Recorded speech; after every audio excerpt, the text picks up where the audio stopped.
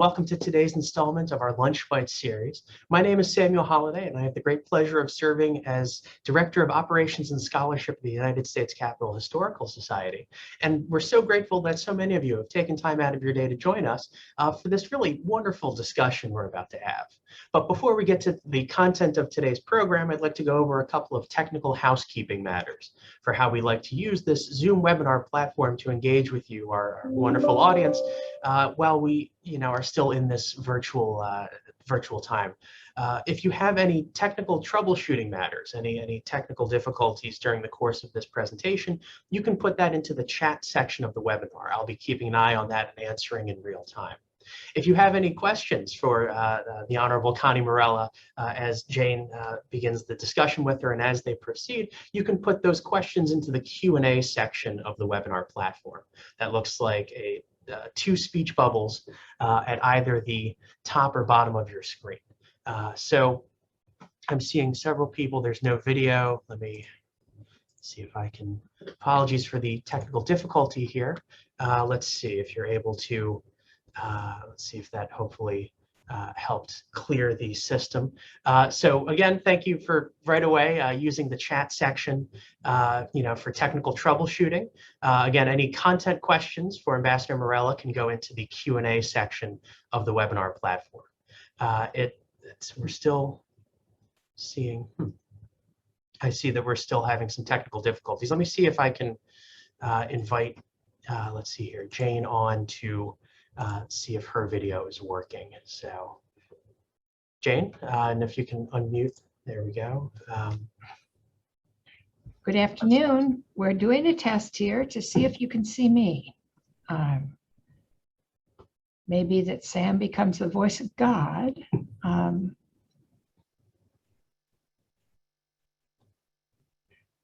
right, here. Let's go ahead and folks. Let's see here. Now, yes, okay, there we go. Okay, great. Okay, great. Okay, so Sam, I'm going to listen to you, and I'll just be quiet here. Well, that pretty much concludes my brief portion. And just to say, I'm very excited for today's discussion. So, with that, I now have the pleasure to introduce the President and CEO of the United States Capitol Historical Society, Jane Campbell, to start today's program. Jane. Well, Sam, we really appreciate all that. Now you know what goes on behind the scenes. So why don't we bring Ambassador Morella up as I start to introduce her, just so we make sure that the video works, because she is coming to us. There we go. I can see you. I'd like our audience, our chat folks, to tell us if you can see Ambassador Morella while I try to tell you about her. I had the great privilege of doing the pre-interview with Ambassador Morella. We were talking, as we often do in our office, we sort of have a kind of a brainstorming session about how do we acknowledge important events and the anniversary of important events. This is the 101st anniversary of women earning the right to vote. And so we thought really what we should do is we should bring on a pioneering woman in politics. And there really was nobody that we thought of that would be better than Connie Morella. And Connie Morella, her career highlights, I could spend the whole time talking about that, but we're not going to do that because she's going to talk about it. But she is has been a secondary school teacher in Montgomery County. She's been an instructor at American University, a professor at Montgomery College. She was one of the founding members of the Montgomery County Commission for Women, a member of the Maryland House of Delegates, the Maryland legislature, the United States Congress, ambassador to the Organization for Economic Cooperation and Development, a commissioner on the American Battle Monuments Commission, and the president of the United States Association of Former Members of Congress. She did all this while raising 9 children. There has got to be a story about how you can possibly do that. She and her husband adopted the 6 children of her sister when her sister tragically died. And Ambassador Morella, we want to know about how did you get involved in politics?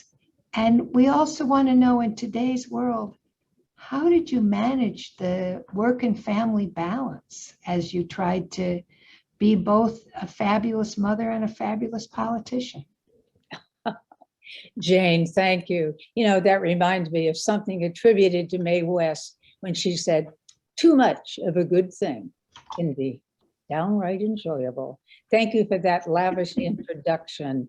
With regard to the children, you know, I could simply say it was so good to get out of the house and into the other house, but they all cooperated. We recently had a reunion too. So it was challenging, but it was so worthwhile. Thank you. I want to also show my appreciation to you, acknowledge the United States Capitol Historical Society. I have always been a fan, and I have seen how it has grown and touched so many of the important elements of life in Washington and in the nation. So congratulations to you and your wonderful staff. Thank you. As for me, with your introduction in terms of how do you do it, having been an educator, and at that time, in the early 70s, being involved with what we then called affirmative action plans, I was appointed to the first Montgomery County Commission for Women. They were being organized throughout the nation, commissions for women during the early 70s, part of the women's movement. And as a matter of fact, at that time, a woman in Congress, Martha Griffiths, introduced the Equal Rights Amendment. And the Equal Rights Amendment actually passed both. How did she do it? A draft, she did a discharge petition, which meant it could transcend committee sanctions or approval and go right to the floor. So it did, it went right to the floor of the House and it passed, went to the Senate and it passed. And it was, interestingly enough, it was signed by President Richard Nixon, but it had to then get the approbation of 38 states in the country to become an amendment. So Maryland was in that position too, looking at equity for women. And at that time, Jane, I couldn't even get a credit card without a man signing for me. I remember. So we had the Equal Credit Act, and there was pregnancy discrimination. There was discrimination, obviously, in employment. I mean, a woman couldn't be a construction engineer or a information technology engineer or a doctor. We were confined to certain professional areas. So that really was an inspiration to me as I tried to lobby for the Equal Rights Amendment in the Maryland legislature to recognize what I already knew, but learn more of about the inequities. So incidentally, we did pass it. And incidentally, now that we're also celebrating the 101st anniversary of the amendment to give women the right to vote, I also think about the fact that they had to get 38 states also, or get the requisite number of states for it to become part of the Constitution. And it was, I was reminiscing, there was a man in the Tennessee legislature named Harry Byrd. And I know, as you know, and I'm sure many of your listeners do, he cast the deciding vote to give women the right to vote. And how did he do it? What inspired him? Well, we know women are behind everything good that happens or have a part in it. It was his mother. A note had been delivered to him while he was on the floor of the Tennessee legislature, saying, from his mother, saying that she wished that he would vote for that particular amendment. And he did, he surprised them all. So it shows that we need to work together to accomplish good things. So I decided— And we need to listen to our mothers. That's absolutely right, yes. And so I then, having worked to get Maryland to pass the Equal Rights Amendment, and they did, I thought, well, you know, if you don't have a seat at the table, you might be on the menu. And so I decided to run for the state legislature. Incidentally, there is a better quote that refers to the way I felt. Shirley Chisholm said, "If you don't have a seat at the table, bring a folding chair."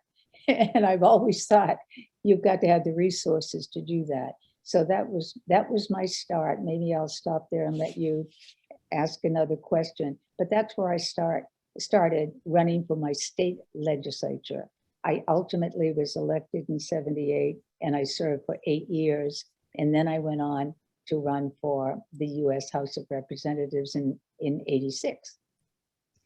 Well, I'm a real fan of the state legislature. I served in the Ohio legislature, and I think that the state legislature is often sort of the Rodney Dangerfield of politics. They're folks that have a lot of influence, but aren't really very well known.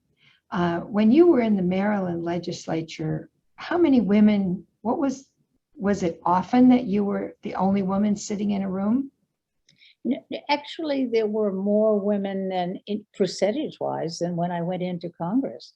When I went to Congress, there were, out of 535 members of both houses, there were 26 women, 24, and then only 2 in the Senate. One of them was Barbara Mikulski, and the other one was Nancy Landon Casvon. So there were more in the House. But, you know, back to the House, the state legislature's value. First of all, something we don't have in Congress, they all had to come into session together. In other words, the committees met at a different part of the day, perhaps the morning, and then there was a session in the afternoon, and it was the reverse on the Senate side. They had to sit there so they knew their colleagues. They had to listen to the debate. They did not have, and as a matter of fact, in Maryland, you can't raise money during a legislative session either. So there were many things we could learn from the states. And the states were hands-on. They could also be, as you know from your experience, they could be the innovators that later on the federal government could follow. So to my listeners, I would say that I applaud the work of the state legislatures throughout the country. And we can get a lot done by having them be the first to enter. So there we go, raising the flag for the state legislatures. There we go. Now, let's have a quick question about what do you think are the most important lessons, like 1 or 2 that you learned from serving in the state legislature that you carried over into your time in Congress? I learned, well, I must say, I hope I went into it already with the concept of civility, but I then think about, you know, George Washington wrote rules of civility and decent behavior. I think he was 15 when he wrote them. The first rule was, when in the company of others, act with respect for those who are present. And in the state legislature, we knew each other. You knew each other by name, you knew the district they came from. Therefore, from listening and learning, you could then lead, recognizing that if you wanted to get something through for your district, you knew what the other district, your colleagues were going to feel about it, because you knew where they came from. So you had an opportunity to socialize. Our US Congress that I love, and incidentally, I am a political junkie, and I feel that as a former member, I have an obligation to be loyal and to also to advocate and to try to assist where I can to make it work as it should, and very often does, but very often does not too. So I think what I'm saying is the civility, the sense of respect for each other comes from knowing each other. So in the state legislature, I take from that the fact that I knew my colleagues, I knew them on my committee well, I knew we had social events sometimes together, and that added to the bipartisanship that occurred. I was a minority in the state, and yet I could get a lot of legislation accomplished. In the federal Congress, I served 16 years, which I loved. It was a great privilege. 8 years, I was a minority in the minority party. And 8 years, I was a minority in the majority party. So you can see the independent streak coming through from the very beginning. It was there in the state too, but somehow when you get to know each other, you feel that you can work out compromises a little more readily. And so, Ambassador, you talk about being a minority within the minority, that you've been a longtime Republican Congresswoman, state legislator. How have you seen the party change, and what, what do you see as the particular challenges for women as Republicans? Mhm. Yes, I have seen changes. I have seen some advantages with regard to information technology, all the resources that we have for information, research. But I've also seen some disadvantageous changes, some changes that have troubled me deeply, and I hope that we can all work to change them. And the changes are, I think it starts at the top also. I think the leadership that we have has got to try to get both parties to work together, to get people to acknowledge each other. I know when I was there, we had a time, well, it was from Reagan to Clinton to Bush and to both Bushes. And I just found that people were less, first of all, you had Foley, who was the Speaker of the House, and you had Reagan, who was president, and they would meet. You also had Foley, and you had the minority leader, whom I loved, who would also meet with him.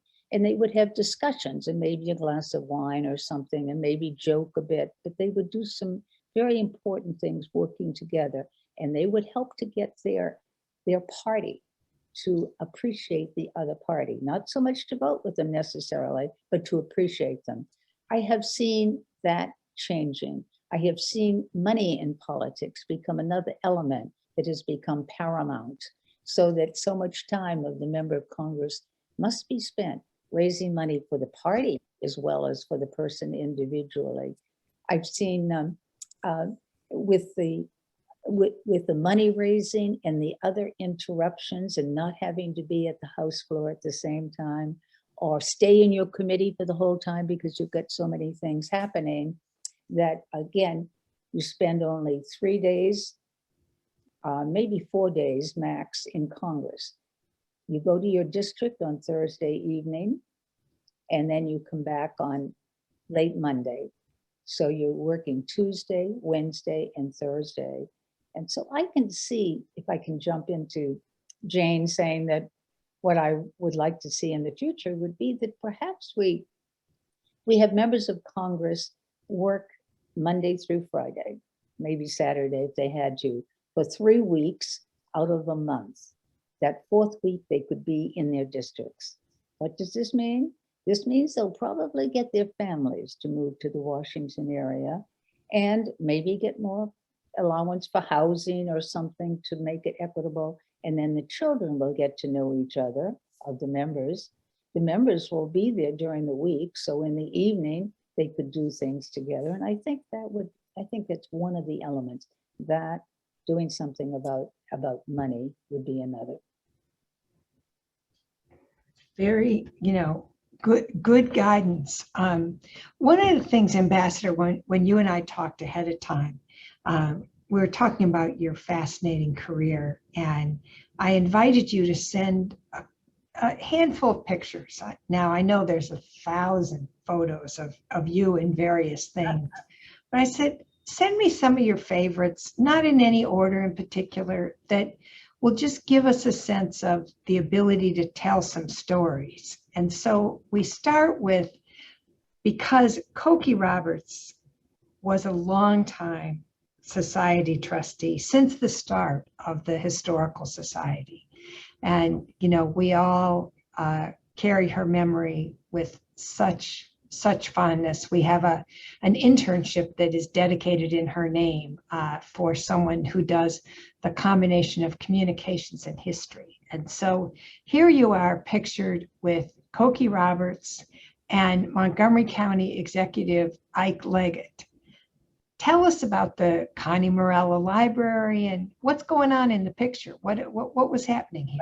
Well, Cokie's been a good friend, and she was sort of a neighbor through all the years. In fact, one of her books, she talks about our linked family, you know. She and Steve have always been family-oriented, people-oriented, and patriotic, country-oriented. She was my key speaker at the dedication of the library, and I thank Ike Leggett because he was the county executive at that time, and he was a believer in naming this library. And I believe in libraries. That was actually where I think my first date with my husband was at the library in Boston. And growing up, we didn't have books in our home. We went to the library. So we walked to the library. And I believe libraries are, well, they're nonpartisan.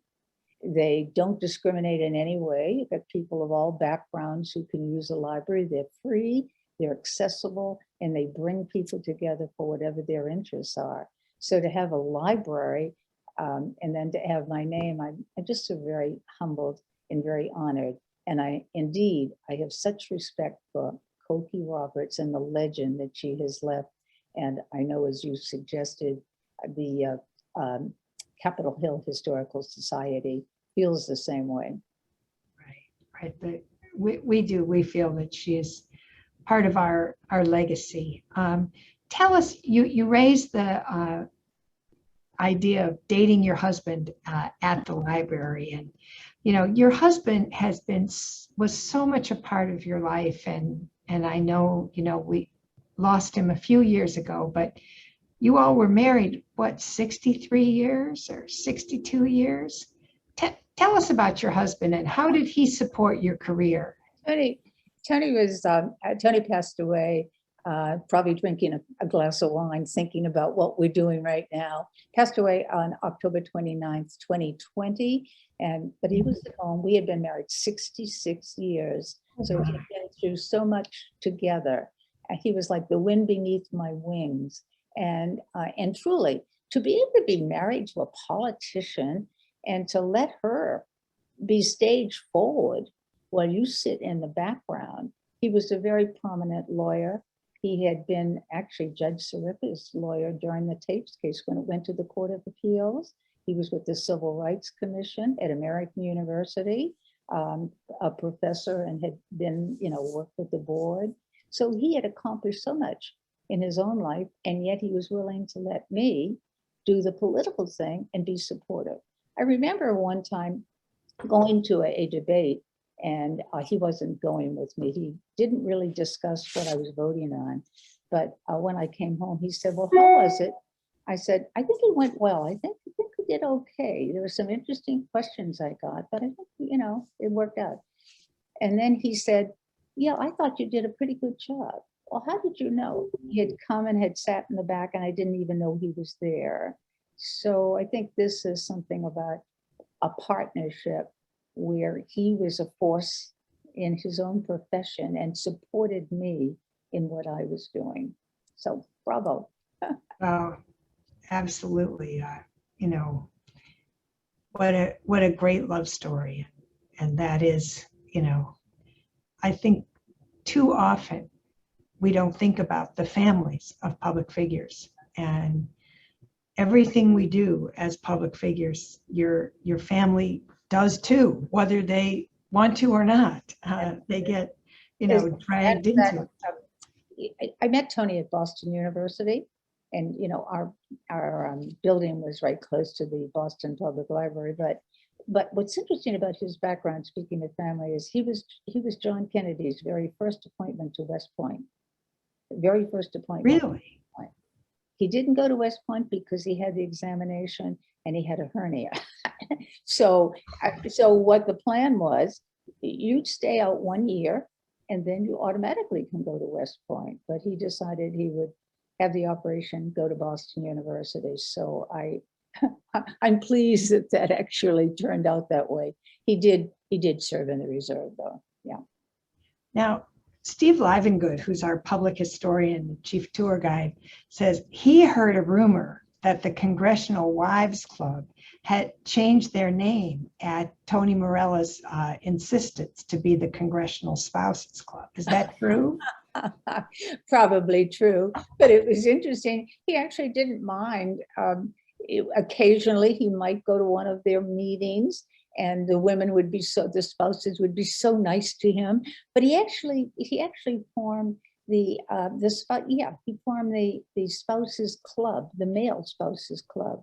And he had like Pat Schroeder's husband. There were a number of others that were there too. Carolyn Maloney's husband, and some others who would also belong to that club. Yeah. And they might meet occasionally, but it was more to show we men are there behind our women also. That's great. That's great. And you should be happy to know that one of our listeners wrote in and said he was a House staff member when you were in Congress, and that you were always extremely respectful. Oh. So you have a fan club amongst our listeners. And the other thing is Lucy Getman, who is the Director Emeritus of Women in Government, wanted to make sure to point out that nearly half the members of Congress serve time in the state legislature. And so it's an important training ground. So we must be respectful of our state legislatures and try to encourage young people to get involved in the state legislature. Absolutely. So we have another fun picture. And this one, Sam, if you can put that picture up. Ooh. We gotta wait till Sam, there he is. Oh. And here you are speaking to the Embassy of Japan. Why don't you tell us about your relationship with Japan? Well, that indicates, I think I've always believed that we must reach out, be a connected, the United States. And so international relations are important. That is actually when I received the Rising Sun Award from Japan. Now, I wasn't there with the emperor. I didn't go to Japan. It was too difficult to get there at that time, but it was done here in Washington. And it was a great honor. Japan has become a great ally of ours. We've learned a lot from them, the friendship, the working together. And so I was just very honored to have received that award. And tell us a little bit about the Rising Sun Award. What is that? It's one of the highest honors that the Emperor of Japan bestows upon people who have done extraordinary service in helping and in being a friend of Japan. And I had done some traveling there. I had spoken there on behalf of the United States government, and also my personal feelings about what was happening. I even went to a national conference they had on women. They were very interested in what was happening with women in the United States and what they could learn in trying to elevate the status of women. And so we have much in common with Japan. And this was in recognition of the work that I had done in terms of helping to, I was going to say, cement, accelerate the friendship that we have between the two countries. That's great. Now, one of our listeners, our illustrious public historian, says, what did you learn from raising 9 children that helped you manage Congress? Was there a level of chaos in your house that you could bring to the chaos of Congress, or was it, delegation, or was there? No magic. Edward Arlington Robinson once wrote a poem, and at the end of it he said, and the people were there like elementary school kids trying to spell God with the wrong blocks. And so sometimes when you have been in a position of trying to pull 9 different lives together with your own lives, you feel like they are the kindergartners, or that you are the kindergartner trying to pull it all together. And I feel sometimes that way about when I think of Congress. Somebody said, well, you've got to work with all these people with different backgrounds and different ideas. And I thought, that's like raising 9 kids. Actually, we allocated responsibilities that the children would have. And when it came to like education and, kindness and values, that's where we predominated. Might we have somebody who was supposed to do laundry for the week, and put the stuff in and found there was something that was dark clothed and was something white and it came out a mixed color, or a sock was missing or something didn't happen, so big deal. It was what was important that we focused on. That's great. Now, we've got a picture. I want to know, did you ever coach your kids' softball game? Because here you are throwing out the first pitch. Were you a softball coach or a hardball coach, or how'd you learn how to do that? Just a supporter. Quite frankly, in that picture, you've got Senator Chris Van Hollen, who is my successor in Congress and is now in the Senate. And then you have Mike Barnes, who was a predecessor of mine. And when he decided to run for the Senate and Barbara Mikulski beat him, there he is. He's still done some work. I think he's on the Ethics Committee now of Congress. And I am pitching the first ball, and I won't tell you about how it worked. It just, the stance was picked up by the cameras, and I thought it would show something about hometown baseball. Baseball is an American thing. This is our local Montgomery County, and we have a stadium named for a sports director, and the team is called Big Train. Big Train named for Walter Johnson, who also ran for Congress, as a matter of fact, in Montgomery County, Maryland. So that's what that is. So that is like a picture of the local gal trying to do what she can, playing local baseball, doing a terrible job, but a picture in action. But having fun, Having fun. That's what it was, having fun. Throwing out the first pitch is pretty unnerving. I can tell you that. I'll tell you my own story. When I was the mayor of Cleveland, I had to throw out the first pitch for the Cleveland Indians home opener, when you just got elected. You'd only do that when you first get elected because, after you served for a while, people are upset with you for sure. So I was practicing, and it was terrible because I didn't really learn how to throw a ball. I threw like a girl, and I couldn't. And so I was practicing and practicing to try to get it far enough. And Sandy Alomar was the catcher at the time on the Indians. And I was so nervous. And I said to him, Sandy, what do I do? And he looked at me straight away and he said, Mayor, you can't throw a ball that I can't catch. But if it falls in front of me, I can't fix that. So pay no attention to where it goes. I will catch it and stand behind the plate so fast that people will think you threw a strike. So just haul it as hard as you can. And that's what I did. And he caught it and stood behind, and people said, oh my goodness, she threw a strike. Fantastic story. It's not the case. So your strategy works. Well, it means rely on the pitcher. And if Sandy Alomar's your guy, you're in good shape. But did you ever, sports is so much a part of America's life. Did you ever find, were there issues about sports in Congress? You were there for Title IX, right? For that controversy. Mm-hmm. Were you there for, questions, right? Like right now, there's the whole question about the NCAA and can the college players sell their jerseys without losing eligibility? And were any of those issues? How do we finance stadiums? Did any of those issues come up while you were in Congress? Yeah, some of them did come up, but they've even come to the forefront now where we may be finding some solutions finally, and like inch by inch. For instance, when we look at the Olympics, just the recent Olympics, when you think about the fact that you had like 48% of the awards went to women.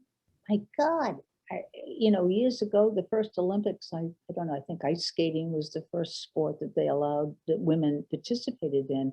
Now they've been participating in so many, getting the golds and the silvers, and again, equity in terms of salary, in terms of how they utilize their skills, in terms of the commercial world.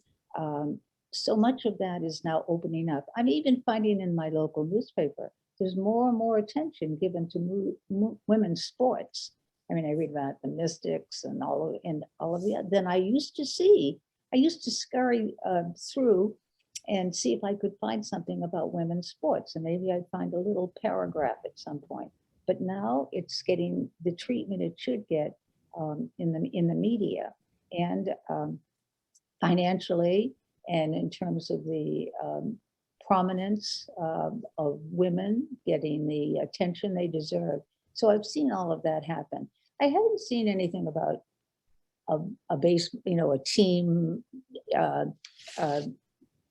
difficulty with regard to the money for building a playground or building a ball team or a ballpark that has discriminated against men or women. It's just that we need to have it built. We need it. Let's put the money into it.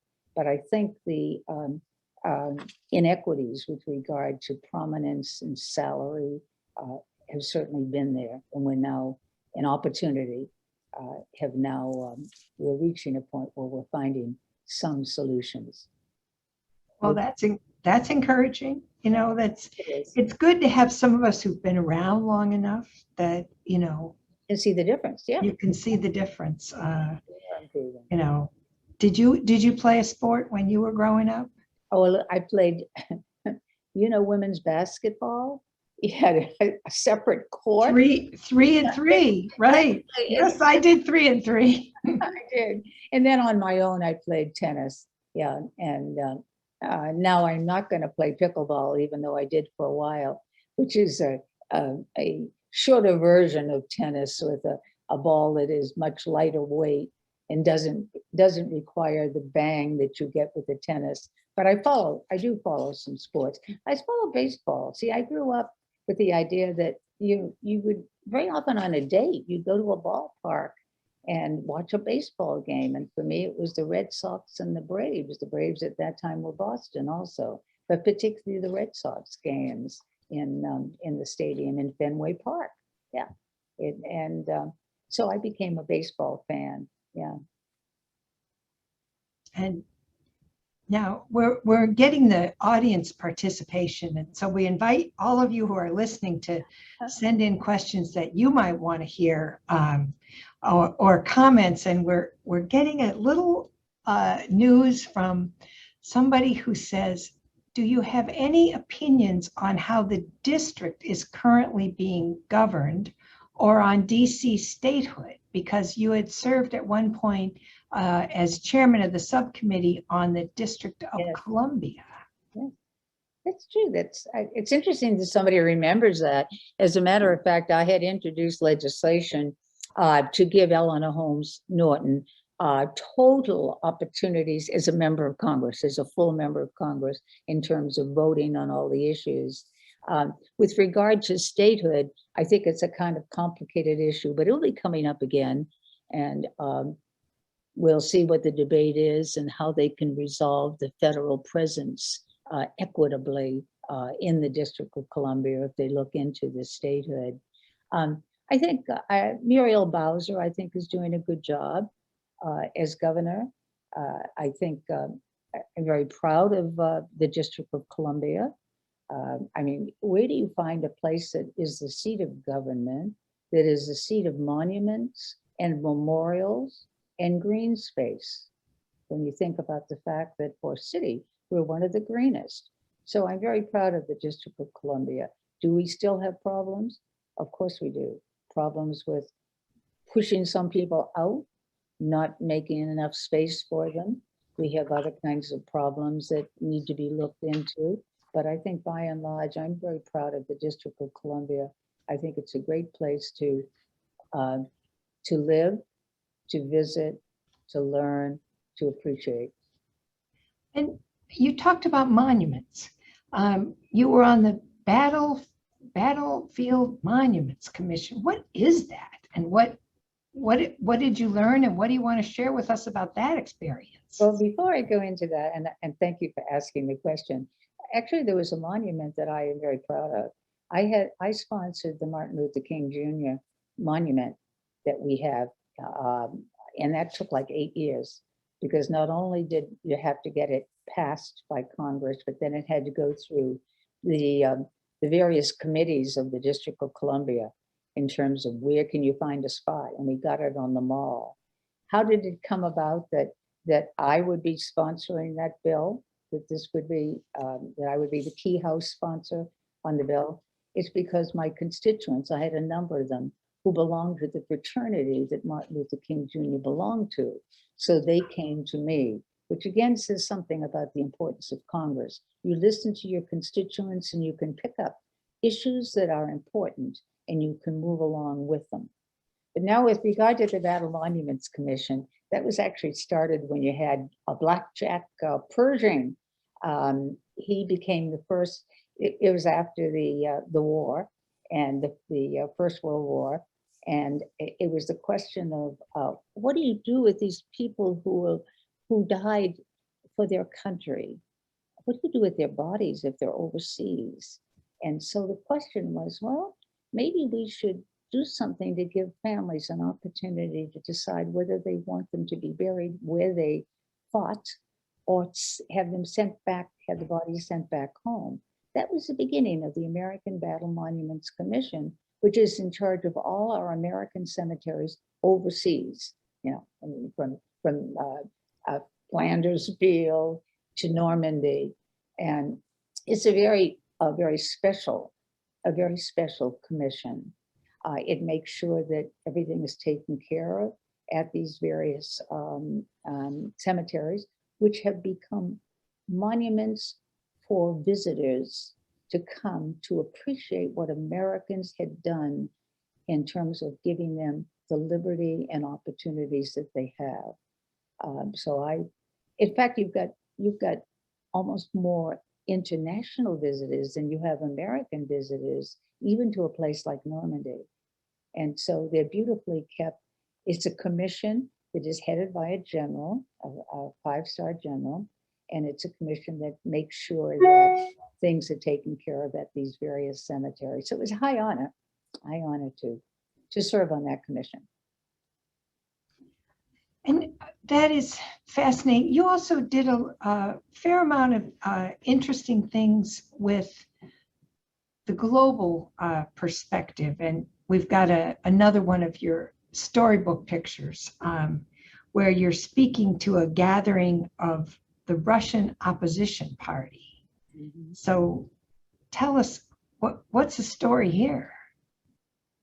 Discussing what we had done in the United States, and again, this was basically a women's group, about what we had done for women and what they could do to advance the case for women. I remember when I was in Congress, Pat Schroeder had introduced 2 years before I was elected the Family and Medical Leave Act. When I got there, I became one of the signers onto that bill, obviously, and it did pass. But as you know, we are now continuing to do more with it in Congress, where it will be not time off with a reserve 12 weeks for your job to remain intact, but now paid family leave, and to try to get the private sector to do it too. What they were particularly interested in, many of those countries already had, I don't mean Russia, but other countries had already had some kind of paid leave for their women employees and men also who might need family leave. But this was mostly dealing with violence against women. And we can, in the United States, be very proud of VAWA, the Violence Against Women Act, which has changed. It changed like every 5 years, we added to it, even adding stalking, adding benefits for immigrant women. And it has become a model where it has been picked up, sometimes piece by piece, by other countries. So it was a discussion of what we have done to enhance women in our country, with the idea that they might pick up some information from it. But with all gatherings, we also can learn from them. There are always things that they have done that we hadn't thought of that we might want to try. But I was just very proud of what we had done in terms of equity and the violence against women in all forms. And Ambassador, tell us, you know, in the time since you left Congress, and then you were an ambassador, and then you were on the Battlefields Commission, but even now you seem very involved and engaged. And, you know, how do you stay engaged, and what is it that really sparks your passion right now? You know, it was W.B. Yeats who once said, "I helped to wind the clock. I came to hear it strike." And I think, having been involved, whether it's the state legislature, the federal Congress, particularly at OECD, and, you know, all of the things that I have done, that I've got to, I not only am I interested, but I've got to continue to be there to see it strike and to help it with that that chord of harmony that I hope will happen. Incidentally, the OECD, which came about again here in the United States, the Organization for Economic Cooperation and Recovery, it is an organization that looks at how to level the playing field. You know, it was Tom Friedman who said the world is flat. Well, it's not. There are bumps, and so it works on best practices. I point this out, Jane, because when we talk about Congress and the polarization, which I see as the biggest crucible that we face with Congress, is the polarization on all levels. But we see in the OECD, you had to work together. Again, the idea of getting to know who your other colleagues are from the other countries. And we work by consensus, with the exception of a budgetary facet. We work by consensus. So you had to work with people to convince them that what the United States believed in is something they should adopt, or that we should adapt. And so we could work out solutions. So frankly, again, it's part of the idea of working together by knowing who the people are and listening to them. And so I would, like once a week, do a video conference call with Washington. So I would get the people who were involved in whatever the issues were that were going to be coming up at OECD within the subsequent weeks to discuss it. And then I would discuss, well, you know, Spain's feeling this way. You're never going to get Turkey to go along with that. We've got to do more. So we worked it out. And then once it happened, I was not the independent person I was in Congress. I followed what my country wanted. So you don't ad lib when you're an ambassador. So very interesting. I can see elements, both what we do in the United States and what is done with our organizations that are international. But that was a great opportunity. So you were early video conferencer. You were a Zoom pioneer as you did those video conferences with people. We didn't call it Zoom though. So when Zoom first appeared, I thought, what's Zoom? And you found out. You knew. You did it ahead of time. Now, you talked about one of your dear friends when you were serving in Congress, and even still is Pat Schroeder. And so we've got a picture, and I want you to talk a little bit about, I had the occasion to listen to an interview that she gave just a couple of months ago with the Colorado Sun, where they were asking her, it was similar to this, sort of tell us about your career and what do you think about this, that, and the other thing. And she mentioned how dear you were to her, and that she's now in Florida, and that you actually come see her from time to time. So tell us a little bit. You were here at a conference in Poland. What's the story here? Well, you know, it's interesting. Pat Schroeder and I had the opportunity we went to Russia at one point together, and we went to Poland together, and then we also went to Vietnam, which was, I should have shown you some pictures of Vietnam, and she was, I just I just found her such a wonderful leader who actually was all she had done was very unpretentious, very unpretentious. She took people as they were. And again, she and her husband had a very nice connection too, Jim. He went along with what she wanted. He did his own thing, and it worked out very well. Pat was a pleasure to work with, and she persevered, but she always had respect for people. I just enjoyed working with her. It shows how you don't have to be of the same party to have a great deal of respect for each other and to find ways that you could work together. Yes, I'm still sort of in touch with her, and there were so many things that she has done that I can look to, even though she was younger than me, I could look to for what she represented.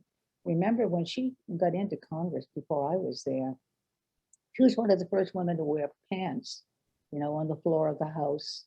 So she was like the person who was relegated to the back seat in a committee. I think at one point she was to share a seat with a male member of Congress.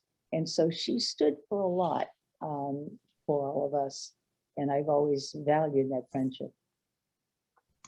And somebody was asking, one of our listeners wanted to know a little bit more about the OECD economic cooperation. How long were you the ambassador, and where was your post in that position? Oh dear, Jane, you had to ask that. It was in Paris, and it was a beautiful residence that the United States had. It had of course the chef and the maitre d', and it, all of the little things that we take for granted, a driver. Yes, the OECD came about with George Marshall, who had been a Secretary of State. He gave a speech after World War II at Harvard. And in that speech, he talked about a family of nations, That became the Marshall Plan, which was then first was just 16 European countries, and then it expanded to include the most developed countries. And again, working on best practices. They've done work on money laundering, on so many energy issues. Even now you'll find them kind of quoted, like that organization in Paris, or they use the letters and people don't even know what the letters stand for, but it has done a great deal. It has expanded its membership. As I say, George Marshall is the one who got that family of nations going, and it is flourishing. And how long were you the ambassador? I was there 4 years. I was Wow. appointed by George W. Bush, and I was there for the whole 4 years, 2003 to the end of 2007. Wow, that's there is President Biden has made the appointment. I just had a conversation the other day with the man who will be my successor several people later, who was the former governor of Delaware. And so I think he'll do a great job. So we had a nice conversation about what goes on there and ideas. Mm-hmm. That's great. Now, as we come to the end of our time, we're so grateful for you, giving of your time to share your story. And we love having these stories. Now it's videotaped. It'll be in our archives, and so people can come look at it at any point in time. And so what would be your advice to someone who was thinking about, is politics worthy? How would you get involved? I mean, it breaks my heart when people say, I'm not going to be involved in politics. It's just too nasty. And somehow, to me, we can't give up politics to nasty people. We have a responsibility to get engaged. But what's your perspective about what would you say to someone who's considering the path? I think you're wonderful with your experience in political office to advocate, to be an advocate for that. I feel very strongly that we've got to get young people involved. It's their country, it's their life, it's their future. No guts, no glory, try it. I think of, I'm going to mention the name of a woman, Admiral Grace Hopper. Admiral Grace Hopper was a mathematician, and she became an admiral, obviously, in our Navy. She became an expert on COBOL, which was the language of the computer information technology. We referred to her, often she was referred to during the Y2K when we said, you know, machines are going to fall apart and all. Incidentally, I chaired the House Y2K committee. And actually, it didn't. We didn't have the catastrophe that was anticipated. However, what it did do, I must say, in terms of finding positive, it brought the private sector and the public sector, government and the corporations together. It had also got us to find new computer systems to throw out some of the old. Well, at any rate, Grace Hopper now has a building dedicated to her. It's the Hopper Building in Annapolis at the Naval Academy, first building that is named for a woman. And what she said is the advice I would give young people. She said, a ship in port is safe, but that's not what ships are for. Sail on. So I would say to them, sail on, try it. It'll make a big difference for all of us. Wow. Great advice. Great advice. Well, thank you. Thank you again for your years and years of service and for continuing your service. We are grateful that you chose to spend an hour with our folks. And we're grateful that you chose to spend a life in politics. Thank you, Jane. You made it so enjoyable. I enjoyed it. And I want to thank your viewers too for tuning into your little anecdotes. We have the best viewers ever, I'll tell you.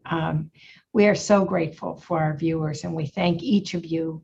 And as always, you know, this is the public TV commercial, that all of these are available only because of the support of our members and friends. We are completely funded by charitable donations, and so we are grateful for all of those of you who contribute, and for those of you who share the information about these events with your friends and neighbors and colleagues, because we do this intentionally because we think public history is important.